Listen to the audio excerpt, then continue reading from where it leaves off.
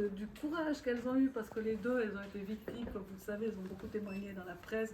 Elles ont été elles-mêmes des victimes. Il y a des gens qui peuvent ravaler tout ça et rien dire. Et puis elles ont dit non, on va changer notre épreuve en une force. Ça me fait penser d'ailleurs, je le dis au passage comme ça, à L'âme des guerriers de Alan Duff, un écrivain australien qui parle de ça, une femme qui a vécu à peu près ces choses. Et elle s'écroule, et avant de s'écrouler, elle se lève, elle relève son peuple. Et votre courage me fait penser à ce livre, ça s'appelle L'âme des guerriers, je vous le recommande. Et j'accueille aussi un ami, Yves Gaudin. Je dois toujours essayer de me rappeler exactement ton titre scientifique. Docteur en psychopathologie clinique. Bon, merci. Ça impressionne tout de Et suite. voilà, et sa postface illumine un peu, parce que dans ces horreurs, on est en train d'essayer de se comprendre. On dit mais pourquoi et comment, et lui nous donne un regard aussi scientifique, et ça nous aide aussi peut-être à éloigner un peu l'émotion et puis avoir un regard un peu différent, essayer d'être aussi humain. Et moi j'ai particulièrement, je vous dis ça, c'est une petite note personnelle, j'ai particulièrement de joie à accueillir cet événement, parce que cette année j'ai 40 ans de librairie, il y a 40 ans que la librairie existe. Bravo.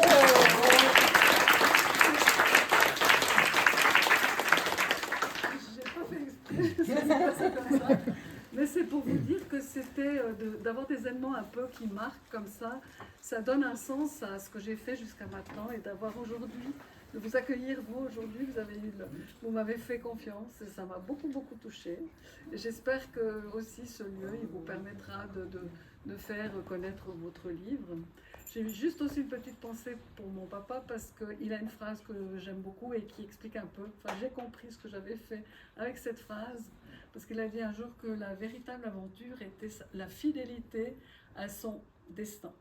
Et dans le mot aventure, il y a deux mots dans cette phrase qui sont un peu contradictoires, aventure et destin, et pas destin, peut-être destin, mais aventure et fidélité, parce qu'on a tendance à pas imaginer que ça peut aller ensemble. Eh bien, oui, parce qu'en fait, on croit qu'on est sédentaire, qu'on est toujours dans un même lieu, le matin on fait la même promenade, on rencontre un peu les mêmes gens, puis on arrive dans un lieu comme ça, et chaque fois c'est une autre aventure.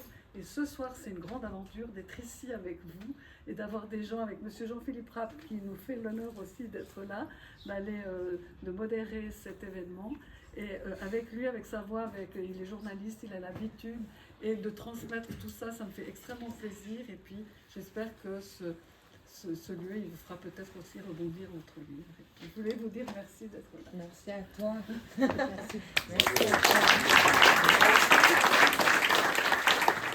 Je passe la parole à Jean-Philippe. D'accord, je ne sais pas si vous m'entendez jusque là-bas, ça va? D'accord, on va essayer de faire au mieux. Donc vous dire d'abord que je m'appelle Jean-Philippe Rapp, j'ai travaillé à la télévision et je suis même venu ici pour un ou deux événements littéraires. Alors j'ai une habitude, figurez-vous, qui n'est pas chez tous les journalistes, mais moi j'ai une habitude. Lorsque on est convié à un débat avec trois personnes aussi éminentes autour d'un livre, je lis le livre. Il y en a quelques-uns qui lisent juste le côté là et qui se contentent de poser trois questions. Bon, j'ai lu, et je dois dire que je l'ai lu avec d'autant d'intérêt que nous nous connaissons depuis des années, que Sarah, pour moi, on a collaboré ensemble à la télévision suisse romande. Vous, je ne vous connais pas, mais je vous ai désormais lu, et vous non plus. Mais pour dire que c'est un texte, d'abord en préambule, c'est un texte bouleversant. C'est un texte bouleversant et extrêmement intéressant, vous verrez pourquoi. Parce que la manière d'entreprendre le traitement de ces témoignages est tout à fait novatrice selon moi. Et moi j'ai peut-être une première question à Sarah, parce qu'on s'est connus, c'était le bon temps, tu étais une star, Miss Suisse et tout. Et à quel moment tu as pu te dire, ben voilà, je vais révéler ce qui m'a brisé le corps, comme tu dis? Oui, bah, effectivement, j'ai toujours eu une image plutôt positive, donc ça se voyait pas, je faisais en sorte que ça se voyait pas, mais je vivais toujours avec ce secret, donc c'était très lourd jusqu'au jour où j'ai appris, il y a à peu près 3 ans, que mon père continuait ses agissements. Et à partir de là, pour moi, c'était impossible de plus en parler. Donc finalement, c'était le détonateur, quoi. C'est là qu'il a fallu que tout sorte. Et en le faisant, je ne l'ai pas fait dans un but thérapeutique. Je l'ai fait pour montrer à quel point on peut avoir l'impression d'être quelqu'un d'heureux, d'être bien, d'avoir tout ce qu'on veut, mais d'être complètement détruit à l'intérieur. Et c'était nécessaire pour moi finalement de partager ça. Il y a eu un effet thérapeutique finalement, effectivement, parce que je déposais un fardeau sur le bord de la route. Et à partir de là, j'avais plus d'espace en moi pour retrouver le moyen de me construire ou d'aller mieux. À partir du moment où j'ai sorti mon livre, je me suis dit, comme pour moi, Miss Suisse, c'était un moyen de reconnaissance, mais qui était totalement futile, quoi, parce que c'est éphémère, ça veut rien dire. On n'est pas reconnu parce que tout à coup, on a décidé que vous étiez la plus belle fille de Suisse pendant un an. Ça m'apportait rien, finalement. Et puis là, j'avais une notoriété, et je me suis dit, mais cette notoriété-là, il faut que je la mette au service de tout le monde, quoi. Et c'est pour ça que j'ai utilisé ce levier-là. Et j'ai raconté donc mon histoire. Alors, on peut rappeler que c'est dans un livre qui s'appelle Miss à mort, qui a fait événement, ça va de soi. Et comme j'ai vu que désormais vous êtes dans les médias, j'ai appris que tu avais lu une critique qui t'avait bien plu. Voilà, exactement. Alors, je recevais, à partir du moment où j'ai sorti le livre, je recevais au minimum un témoignage par jour d'une personne qui a été victime d'inceste et qui le faisait souvent pour la première fois. Et ces personnes-là me disaient, mais finalement, vous avez de la chance parce que vous, on vous entend, on vous écoute. Mais nous, on n'a pas cette chance-là. Et je me retrouvais avec tous ces témoignages en me disant, mais qu'est-ce que je peux faire de ça? Et en parallèle, Béatrice a écrit une critique de mon livre. Et ça m'a totalement scotché dans le sens où elle était très très juste. Elle avait vraiment compris le fond du problème. Et elle arrivait à l'expliquer avec des mots qui me touchaient et qui me parlaient. Et je me suis dit, il faut que je l'approche. Bon, on se connaissait déjà un petit peu, mais pour ce projet-là, en se disant, on va donner la parole à d'autres personnes. Et je suis allée voir Béatrice et en quelques jours, tu as pris ta décision assez rapide. Vous êtes reconnue? Oui, je pense. Je pense que quand on traverse des épreuves, alors moi, c'est pas du tout le même degré il y a l'échelle de l'horreur. Hein. Moi, j'ai été harcelée sexuellement pendant quelques années par un triste personnage, mais c'est pas... Mais en fait, le mécanisme de destruction est le même, les conséquences sur la santé, la psyché sont les mêmes. Donc c'est vrai que je pense que quand on croise quelqu'un qui a été à genoux, pas complètement à terre, mais... Oui, quelqu'un qui a été à genoux, eh bien, il y a quelque chose dans les yeux où il y a une sororité, une fraternité. Donc, entre vous deux, il a fallu à un moment d'abord choisir le nombre de témoignages que vous alliez mettre en écriture. On fait comment ce choix? Alors, on a reçu, Sarah a reçu beaucoup de témoignages. Et puis naturellement qu'on n'allait pas choisir un témoignage, on n'a pas fait de jugement de valeur sur le témoignage, mais ce qu'on voulait, c'était vous présenter un panel très large avec des situations très différentes, des femmes, des hommes, des jeunes, des moins jeunes, des milieux sociaux différents, des abuseurs différents avec des fois le père, le frère, le cousin, l'oncle. Et donc, on a choisi en fonction de ça, quoi. Donc, on en avait un, on disait oui, alors ça marche. Et puis, on a construit le livre, en fait, petit à petit. Et vous avez travaillé réellement en profondeur, c'est-à-dire qu'une interview, bon, on va passer maintenant une petite demi-heure, 3/4 d'heure ensemble, il en reste rien, ou 3 questions si on se donne la peine. Mais en revanche, vous, par rapport à chaque personnage, vous allez d'abord y consacrer un mois, c'est ça? Alors oui, alors d'abord on les a écoutés.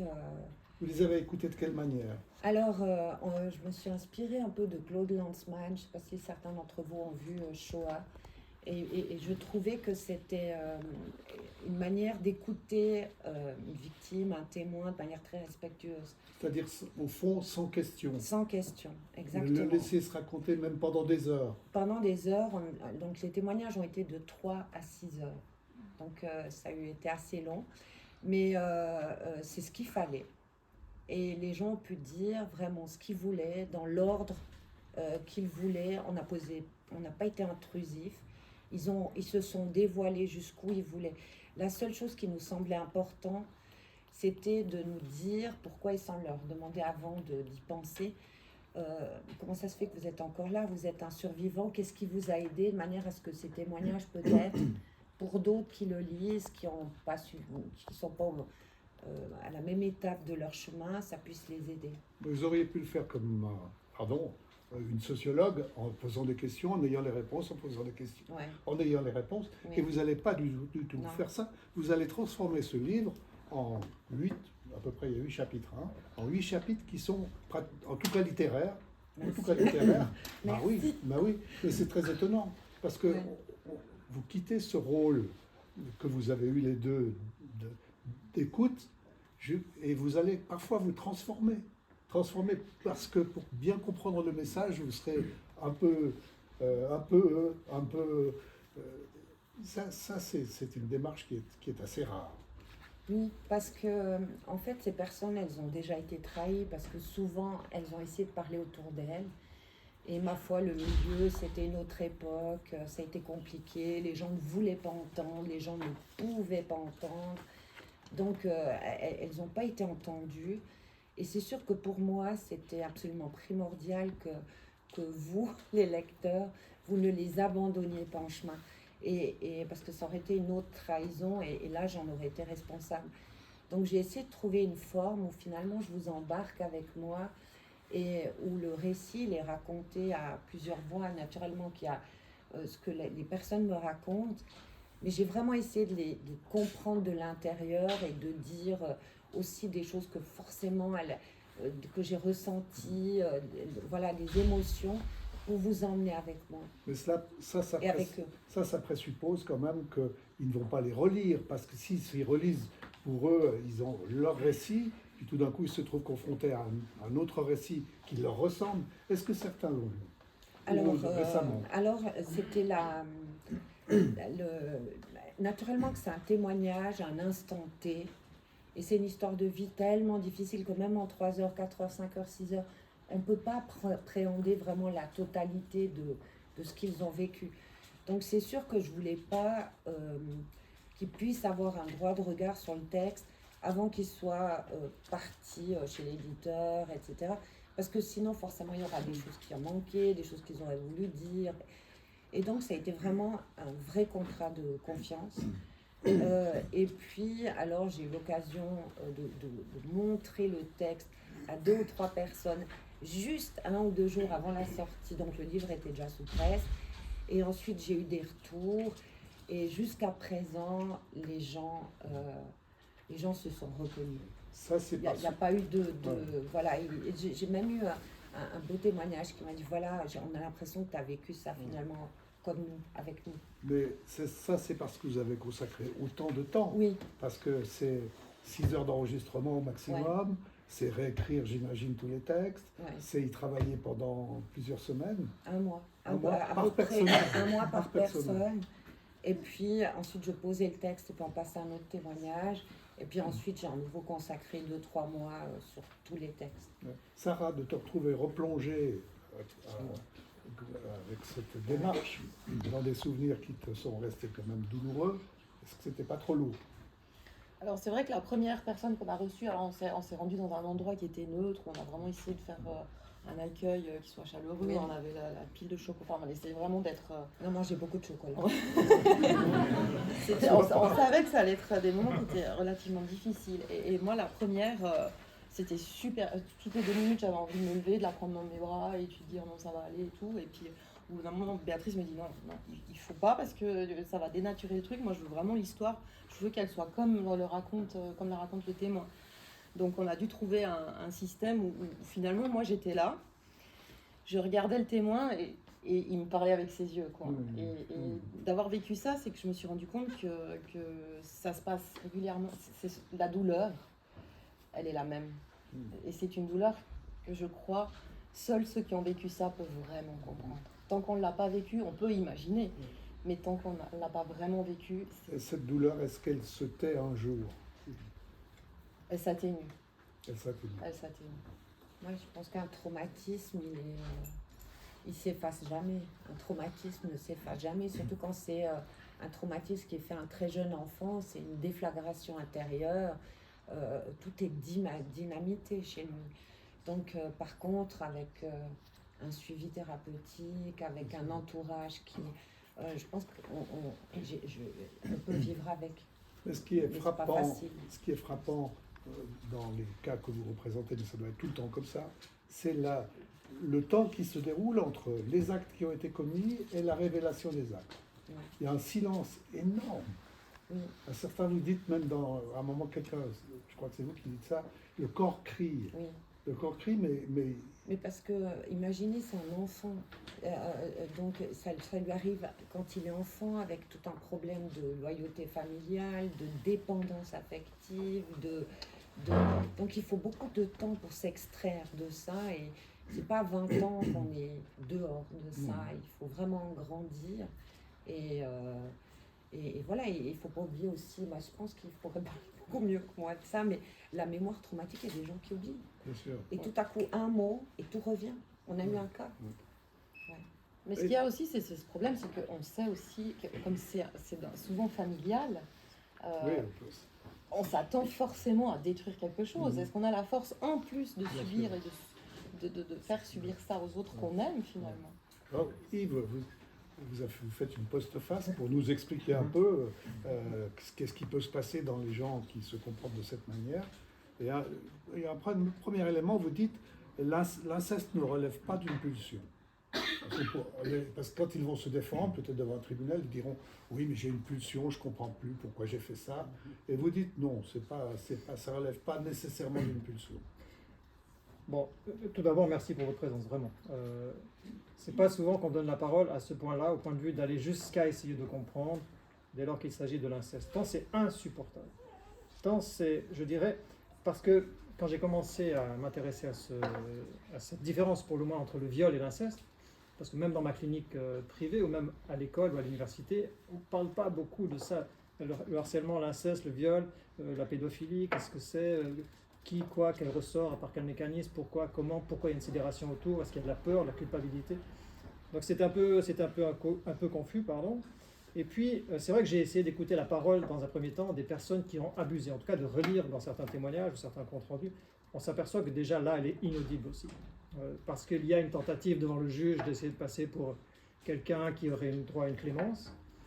Ensuite de ça, la parole des personnes violées, abusées, incestuées, eh bien heureusement qu'elle est mise en lumière, parce que sinon, ça, d'après moi, ça doit rester dans le cadre thérapeutique des quatre murs d'un thérapeute. Et puis, la pulsion, Freud disait que ça relève du corps et ça demande à être déchargé. Alors peut-être bien qu'il y a quelque chose dans ce sens-là, mais ça me paraissait un peu trop facile dans la mesure où il y a une préméditation qui peut se faire sur une certaine durée. Et c'est à partir de ça que je suis parti dans la littérature, que j'ai essayé de chercher, que j'ai rien vraiment trouvé de Ce qui est étonnant, c'est qu'il y a peu de choses là-dessus. Alors, parce qu'il y a une sidération, je parlais de ces journalistes qui prennent le temps, et merci pour votre présence, je le disais à l'instant, parce que les gens en général, les mamans parfois, les entourages, les personnes qui sont proches, restent dans cette sidération qui est différente du viol. Dans les mécanismes j'ai eu la chance de faire une thèse de doctorat sur l'inceste, sur l'autisme, et l'autiste, à un moment donné, pour rentrer dans le langage, je ne vais pas être très théorique, mais pour rentrer dans le langage, il doit se séparer, Lacan disait déjà, de la position incestueuse avec la mère. On doit à un moment donné avoir, souvent c'est le papa ou la position paternelle, on doit avoir quelqu'un qui vient faire séparation pour que de deux personnes, il y en ait trois, et puis pour qu'on rencontre encore mieux la mère, parce que sinon on est tout le long fusionné à elle. Et dans ce moment crucial, on peut le vivre de différentes façons. Avec le viol, il peut y avoir une certaine peur qu'on répète sur les autres, parce qu'on répète toujours les mêmes choses. Et dans l'inceste, il y a une sidération. La personne a été sidérée, et on le voit bien.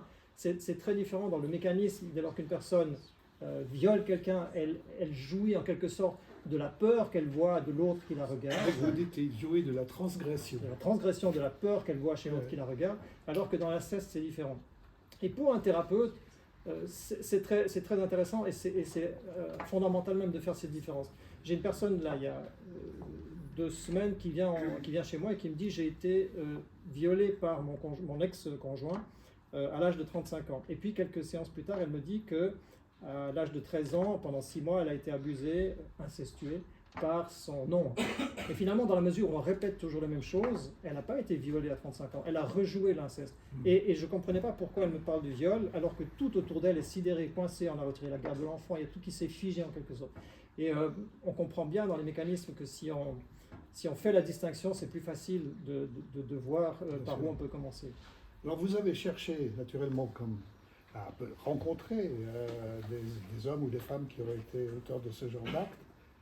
Et je crois que tu as même fait le tour des prisons pour rencontrer Oui, j'étais voir le procureur Olivier Elzig, Ouais. on est allés ensemble, Oui. J'ai appelé un maximum de prisons, des avocats pour savoir s'il y avait des affaires en cours. J'avais vraiment envie d'entendre la voix, tout en sachant que ça allait être très très difficile, parce que j'ai de la peine à imaginer qu'on puisse vraiment comprendre. Il faudrait vraiment quelqu'un qui va au fond de lui pour se rendre compte de pourquoi il a fait ça. Et on en avait trouvé un ou deux qui avaient dit oui, et au moment où il fallait en parler, ils se sont désistés. Ça vous paraît normal, ça? Je pense que raconter un acte comme celui-là lorsqu'on l'a commis, est-ce qu'il y a des mots pour ça? Il y a une façon? C'est ce que je disais, je pense qu'il y a des tentatives qui ont été faites devant des juges pour essayer de se disculper. Il y a des tentatives, on en a effectivement entendu une, dont on a pensé que peut-être c'était une personne qui allait parler d'un point de vue du repentir.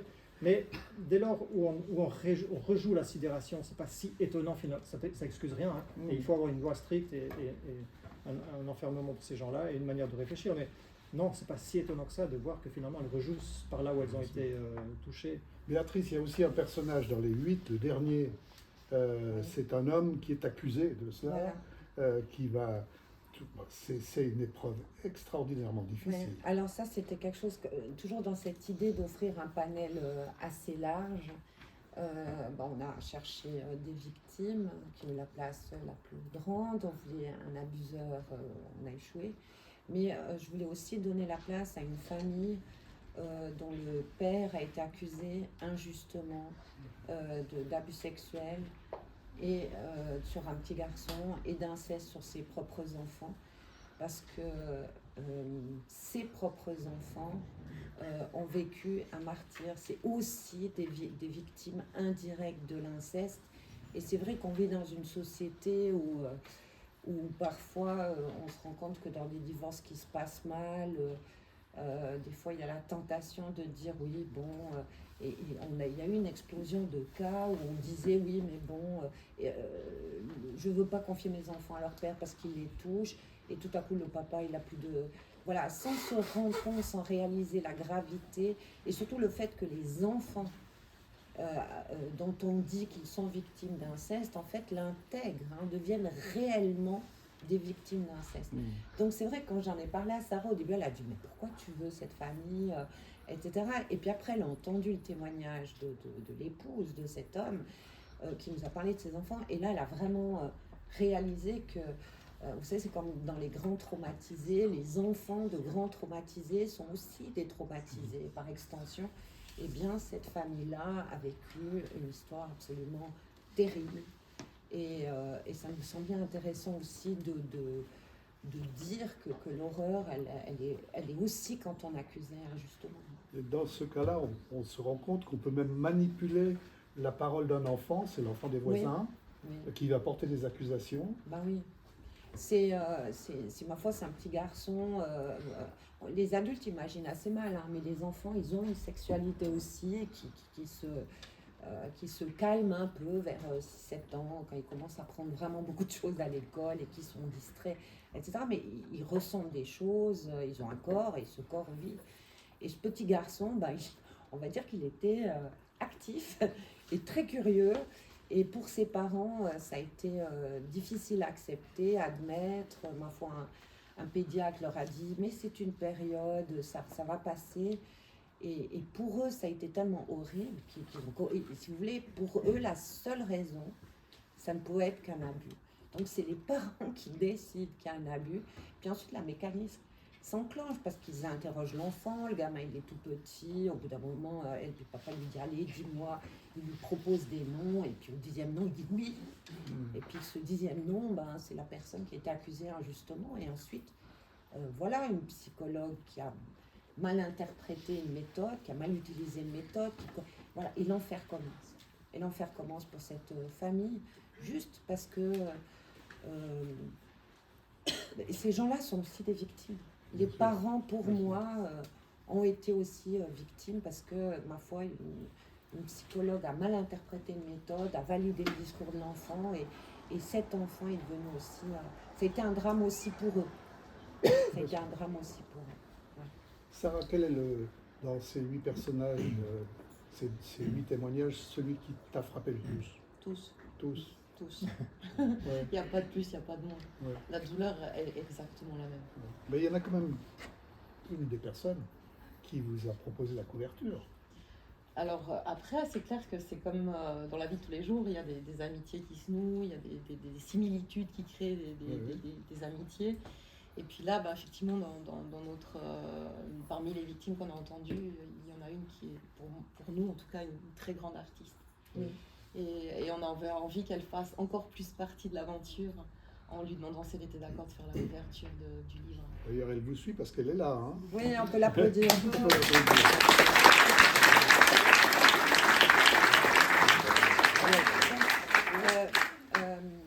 Yulia Youn, c'est son nom d'artiste. Quand je lui ai demandé, vous vous souvenez au début, je vous ai dit, on lui a demandé ce qui leur a été un peu à tenir le coup. Elle m'a dit je dessine. Elle m'a dit ça avec tellement d'humilité que j'ai cru qu'elle faisait des mandalas ou des choses comme ça. Et bon, puis tout à coup, elle me suit sur Facebook, donc ok, je la suis aussi. Puis je vois ce qu'elle fait, je dis. Puis c'était une autre amie artiste qui devait faire la couverture. Et je l'ai appelée, j'ai dit écoute, je vais t'abandonner, mais tu vas être d'accord avec moi. Et puis voilà, c'est une immense artiste et elle a su sublimer cette épreuve. Alors là, elle vous a proposé plusieurs dessins et vous en avez choisi un. Oui. Pourquoi? Parce que c'est une femme trouée. Et je pense que toutes les victimes, vous voyez, elle est là, c'est une femme, il y a un corps, il y a une tête, il y a des seins, il y a un corps, mais il manque des petits bouts, il y a des choses qui manquent. Et je pense que c'est ça les victimes d'inceste, d'abus sexuels, de viol, etc. Il nous manque quelque chose. Mais on avance, on est quand même là. Mais il nous manque quelque chose, on nous a pris quelque chose et des fois on boite, des fois on trébuche, mais ça va. Et tous les trois, vous avez participé à ça. Qu'est-ce qu'on fait ensuite? Parce qu'une fois qu'on en a pris conscience, on se dit comment vous pouvez continuer, parce que je le ressens quand même comme vous-même, vous apportez des témoignages, et comme une envie de s'engager. Vous vous engagez dans un écrit, il s'engage aussi. Oui. Alors j'espère qu'il fera. Moi, depuis que j'ai parlé, c'était d'essayer de donner la parole et puis de faire mon maximum. Et puis d'en parler vraiment par tous les moyens. Et c'est ce que je fais depuis que j'ai sorti mon livre, en me disant ça va aider certains à parler. Justement pour déposer ce fardeau, puis essayer d'avancer. Et puis aussi, moi je vise un petit peu, pour l'avenir en tout cas, des groupes de parole, parce que je me rends compte quelle importance ça a. J'ai aussi pendant tout ce temps essayé de regarder avec Jacqueline de Quattro qui m'a beaucoup appuyée, Jean-Luc Ador, enfin il y a eu pas mal de personnes qui ont vraiment essayé de me soutenir dans ça, parce que je ne pouvais pas aller plus loin, mais par rapport à la prescription, parce que ça c'était aussi un truc qui me dépassait complètement, dans le sens où pourquoi justement quand ce genre de problèmes surgissent relativement tard, on n'a plus moyen de pouvoir passer de statut de victime à survivant. Parce qu'on est toujours victime tant qu'on n'est pas reconnu. Et donc il a fallu se battre. Donc pour moi, une idée, ce serait vraiment effectivement de pouvoir donner la parole à plein de gens. Et pour vous? Alors, moi j'ai proposé, mais on n'est pas encore vraiment prêt à vous en parler parce qu'on est au début. Et puis on va certainement aller voir le grand chef du département qui est présent et puis que je remercie infiniment d'être là parce que je vois ça comme un signe de soutien, Christophe Darbelay. Mais il y a beaucoup de choses qui se font. Alors c'est sûr qu'il y a des choses qui se font, mais on est obligé de se dire que peut-être il faut faire quelque chose de plus parce que quand même on les détecte pas tous et ils n'arrivent pas à parler, ils n'arrivent pas à c'est très dur pour un enfant de devoir s'exprimer. Donc moi j'ai eu une petite idée que j'ai soumise à mes deux comparses, compagnons d'aventure, et puis qu'on aimerait un peu développer, et puis, mais on doit d'abord mieux se préparer. Mais ça serait plutôt pour la détection pour donner peut-être un autre canal pour que les enfants puissent se confier. Voilà. Et vous, quand vous faites le constat dans votre postface, vous dites j'ai cherché, mais j'ai pas trouvé de réelle étude sur cette question-là. Oui. Qu'est-ce qu'il faudrait faire? Alors déjà, par rapport à ce livre, c'est vrai, hein, comme vous le disiez, de libérer la parole, d'essayer de démystifier ou de décidérer cette parole-là. Et j'ai soumis ma petite postface à différents professeurs, soit dont j'ai été élève, soit qui me parlent beaucoup, surtout en France. On va voir si ça débouche sur un article scientifique ou pas, mais l'idée c'est de faire en sorte que ça puisse être capté, compris. Dans ma pratique, c'est d'essayer de libérer la parole en faisant des psychodrames, des groupes de parole, comme tu disais Sarah, de se rendre compte aussi qu'on est quand même peut-être plus que ce qu'on pense, même si on n'est pas amené à faire des œuvres d'art aussi d'un si haut niveau-là, amené à sublimer des choses dans sa vie en faisant des bouquets de fleurs, en faisant n'importe quoi, mais d'essayer de faire en sorte qu'on s'extrait de cette chose qui a marqué à jamais. Et puis, on verra du côté de la littérature et de cet article en particulier, ça va peut-être aboutir sur un article scientifique pour que déjà entre nous, on puisse en parler et puis qu'on puisse essayer de faire en sorte que les gens entre eux, ensuite de ça, en parlent. Pour sortir de cette sidération qui est vraiment... c'est très différent. Je ne sais pas si je peux encore dire un mot sur quelque chose qu'on ne dit jamais et qui fait grincer des dents dans un premier temps. Mais si vous voulez, dans le viol, parce que le cerveau, à un moment donné, on appelle ça la réduction de la dissonance cognitive, à un moment donné, le cerveau, il ne peut pas faire autre chose que de se dire « Ok, c'est bon avec ça ». Je ne dis pas qu'il a dit « J'aime ça ». Je dis qu'à un moment donné, le cerveau... Donc, quand on est pris dans un viol, à un moment donné, ne serait-ce qu'une seconde, le cerveau s'est dit ça. Dans un inceste, alors qu'on pense être en compagnie de quelqu'un qui nous protège, c'est complètement différent. Et donc, il y a une grande culpabilité du côté du viol, une immense culpabilité, qui est moins présente du côté de la sidération et de l'inceste. Donc, cette culpabilité-là, ça devrait être le mécanisme pour faire en sorte qu'on puisse justement se guérir et aller sur le chemin de la thérapie. Il y a plein de choses comme ça auxquelles je n'étais pas forcément attentif, que je n'ai pas retrouvé dans la littérature, et qui vont certainement nous permettre de faire un pas en avant, ne serait-ce qu'avec des actions concrètes telles qu'on est en train d'échafauder. Alors, ce livre, c'est ces gens-là, c'est le respect de leurs paroles, mais pour que cette parole soit entendue, alors il y a quelqu'un qui a vécu et qui l'a déjà montré, il y a vous qui allez le mettre en forme, qui est très important, et ça ne se passe pas toujours comme ça. Est-ce qu'on croit toujours que quelqu'un qui dit, est-ce que t'as tout de suite cru, toi? Quand tu as commencé à dire, écoutez, je dois avouer quand même une chose, il m'est arrivé quelque chose de gravissime. Moi, je le raconte dans mon livre. Hein. Non, mais avant. Toi, tu étais Miss Suisse, donc on t'a écouté peut-être un petit peu mieux qu'une autre. Enfin, c'était étonnant, mais est-ce que cette parole, elle est toujours reçue? En majorité, oui. Est-ce que ta mère t'en... Alors non, c'est ça le problème, ça rejoint exactement ce que dit Yves, c'est que dans les cas familiales, souvent il y a la sidération, la dissociation du proche, quoi. Moi, en l'occurrence, quand j'essaye de comprendre pourquoi ma mère n'a pas réagi, et c'est le cas de plein de victimes, c'est parce qu'elles vivent aussi cette sidération et cette dissociation. Mais la charge de la victime, elle est énorme parce qu'elle se dit, je vais faire imploser la famille, je ne peux pas leur faire ça. C'est dans le domaine de un peu l'affection, un peu... Là, il y a une ambivalence. Ouais. Souvent, moi, je peux parler de mon cas. Hein, je veux dire, mon père, c'est quand même quelqu'un que j'aime, alors qu'il est en train de me détruire. Et quand ce qui se passe, c'est ça aussi qui est important. Je pense que Yves peut l'expliquer aussi. Il se passe vraiment un truc chimique dans le cerveau d'un enfant. À partir du moment où il vit ça, il y a le problème il y a une destruction. Scientifiquement, c'est vraiment... Et l'enfant n'a qu'un seul but, c'est d'être reconnu, c'est d'être aimé, d'être apprécié. Donc ça va très loin jusqu'à ce que parfois il se pose en porte-à-faux ou en conflit de loyauté par rapport à ça.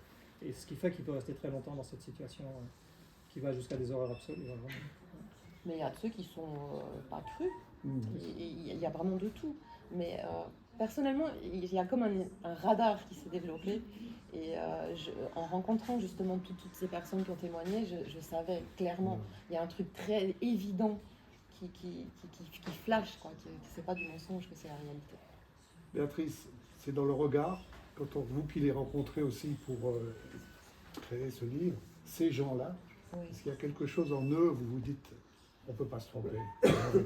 Oui. Moi, j'ai pas eu de doute avec les gens que j'ai rencontrés. En plus, on a vraiment travaillé sur un mode de confiance. On m'a confié aussi des documents parfois pénaux, des dossiers qui m'ont aidé à suivre aussi un peu quand il y avait eu un procès ou quoi que ce soit. Non, on croit. Moi, oui, on regarde, on sait. Je pense que la souffrance, elle est plus aussi.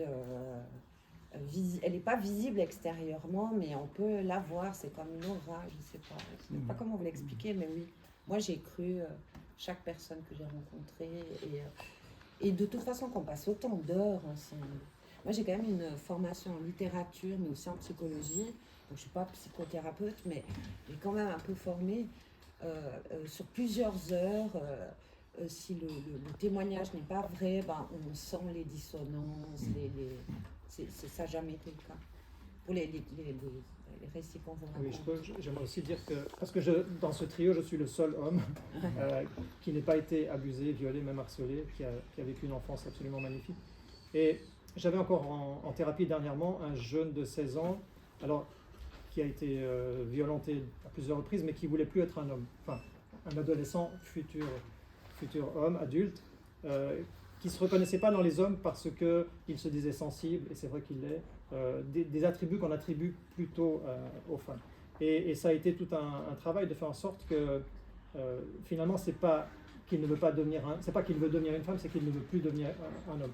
Et voilà, c'était aussi un livre pour moi important dans le sens que oui, il y a des salauds, il y a vraiment des salauds, mais la majorité des hommes ne le sont pas. Et il y a vraiment à faire cette distinction-là, parce que ça me faisait penser à Primo Levi quand il revenait des camps de concentration et qui portait sur lui tout le poids de l'horreur des salauds des nazis, en se disant, ben voilà, est-ce que toute l'humanité est comme ça? C'est aussi peut-être pour montrer qu'il y a peut-être, à travers ces livres et cette mise en lumière, quelque chose de l'ordre de l'élévation du thérapeutique. Peut-être un dernier mot, on va passer aux questions, mais Sarah, tu as vécu ça comme moi aussi. Je veux dire, lorsqu'on tourne une séquence ou lorsqu'on parle de ce problème, il y a une avalanche de réactions. Ce n'est pas un petit phénomène qui se résume à 8 personnages que vous avez enfin trouvés. C'est partout. C'est partout. Est-ce que c'est totalement incompréhensible, ça? C'est le tabou. C'est le problème du tabou. On n'en parle pas. Ouais. Et puis on n'en parle pas à l'intérieur de la famille, mais je pense que le tabou, il est aussi dans la société, parce que on a tous des enfants, on les aime, et puis on se comporte bien avec eux. Et on ne peut pas imaginer cette horreur. Donc rien que d'en parler, rien que de le lire, de voir une émission, ça fracasse n'importe quel parent normalement constitué. Donc il y a un double tabou, et il faut en être bien conscient, parce que on se dit mais oui, mais on fait des choses, etc., mais on ne fait pas assez, puis ça continue. Et puis chaque soir en Valais, mais comme ailleurs, hein, je sais pas que c'est plus en Valais dans tous les pays du monde, chaque soir il y a des gamins qui ont peur parce que la porte va s'ouvrir. Ouais. Et c'est terrible. Il y en a même un qui dit, si je me souviens bien dans votre livre, mon père vient tous les soirs dans mon lit, s'il était juste là pour me rassurer, ça irait. Ouais. Malheureusement, il n'est pas là pour me rassurer. Bah non, il est là pour se faire du bien, c'est ce qui est terrible. Est-ce que vous avez des questions à poser? J'imagine quand même. Oui, je vous en prie. Sarah a expliqué que sa notoriété l'avait aidé à être entendu expliquer. Les gens que vous avez interviewés, d'avoir sorti tout le mal, est-ce qu'ils ont été libérés ou bien le poids est toujours là? Alors peut-être qu'on va poser la question à Nadine, parce que tu es là ouvertement. Et Si vous êtes d'accord. on en avait parlé. Tu es d'accord Oui. Pour moi, ça a été une grande libération. Parce que les personnes qui ont vécu ça, sans trop de mots, j'ai ressenti qu'elle avait compris puis qu'elle avait ressenti. Ça vous a libéré complètement? C'était pour moi, après des années de thérapie, une reconnaissance. Et cette reconnaissance, je l'ai attendue toute une vie. Fallait que ça sorte. Bah oui, il fallait que ça sorte, parce que cette parole, elle est importante, parce que moi, je l'ai métabolisée, je ne sais pas comment expliquer, intégrée dans mon organisme. Et le fait qu'elles m'ont cru, ça a été comme un retour, c'est inexplicable. C'est ce regard de parents qu'on attend toute une vie, d'être rassurés. Et moi, je l'ai eu avec Sarah et avec Béatrice. C'est une reconnaissance pour moi de toute une vie. parce qu'il s'est passé quelque chose à l'intérieur de mon corps, comme un soulagement, une libération. Attention, ça ne veut pas dire que je ne vais plus jamais souffrir, que tout est parti, non. C'est déjà, pour moi, c'est le début de la fin, je ne sais pas comment expliquer. Et pour moi, à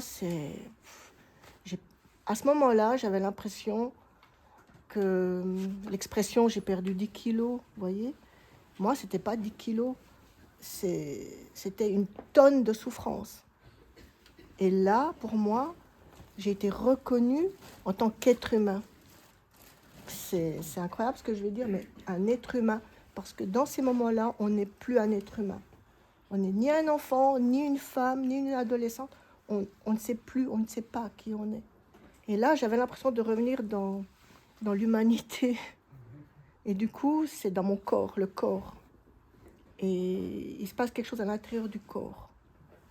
Et quand ça vous touche, ça atteint le cœur.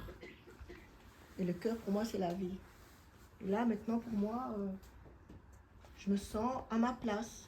C'est quelque chose avec l'inceste où on n'a pas de place. On n'est ni mort, on n'est ni vivant, on est un peu volatile. Et c'est une façon aussi de s'extraire d'une certaine souffrance, mais en même temps, quand on revient à une certaine réalité, on souffre. Et là, la souffrance, elle est complètement différente. Pour moi, c'est beaucoup d'émotions parce que on s'y attend pas. C'est violent. Est-ce qu'à un moment, dans votre passé, vous vous êtes imaginé que vous pourriez être dans une librairie avec des quantités de gens autour de vous et que vous racontiez votre histoire? Non, pas du tout. Je pensais un jour en parler parce que j'avais beaucoup de culpabilité, parce que je savais qu'aussi qu'il y avait eu d'autres personnes qui avaient été touchées par le bourreau avec lequel j'ai vécu. Et ça a été un poids énorme. Énorme parce que je n'avais pas pu aider et sauver d'autres personnes. Entre autres, mon frère, lui, s'est suicidé. Et ça a été pour moi, parce que lui-même a été abusé par le même bourreau. Et pour moi, c'était très lourd parce que je n'ai pas pu l'aider. Et je me suis toujours dit un jour, j'aimerais pouvoir aider d'autres personnes, mais je ne savais pas comment. Mais jusqu'au jour où j'ai compris que c'était d'abord moi que je devais sauver. Et par la parole? Par la parole. Et du coup, ce que Sarah a fait pour moi, ce que Béatrice a fait pour moi, dans le sens qu'en lisant Sarah, j'ai eu vraiment des déclics. Elle mettait des mots que personne ne pouvait mettre sur moi. Ouais. Et là, ça m'a donné une force. Et me dire, si elle a pu, je dois la suivre. Voilà. Et du coup, je souhaite oui, que d'autres personnes puissent faire les mêmes démarches. Et je suis très heureuse d'entendre ce qu'ils essaieront de mettre en place, justement parce que la vie, elle continue. Merci beaucoup.